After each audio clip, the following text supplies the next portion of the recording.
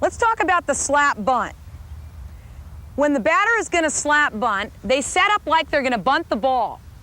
But what they do, when the corners come in very, very close to field the bunt, she brings the barrel of the bat back and tries to slap it by the third baseman and pitcher or the pitcher and the first baseman.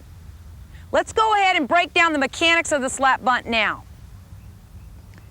I strongly recommend using a pivot with 2 feet instead of a square pivot, mainly because you're not able to get much bat motion when you're square.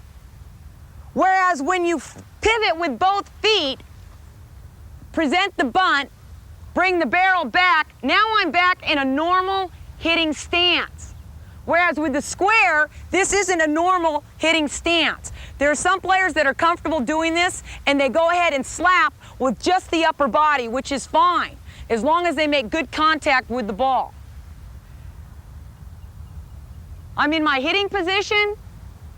I pivot with both feet, pointing my toes at the pitcher, present this bunt position, the barrel's at the top of the strike zone. I see the corners racing in to try and get the bunt, and at the last moment physically possible, I go ahead and bring the right hand into the top of the handle, bring the left hand and meet it here where you see that I've got my left hand up the handle of the bat about 6 inches. This is to maximize my bat control. I'm not looking for a home run. I just simply want to slap the ball with the barrel of the bat in between the pitcher and first baseman or the third baseman and the pitcher. So we're not looking for a big swing like this, but simply a slap.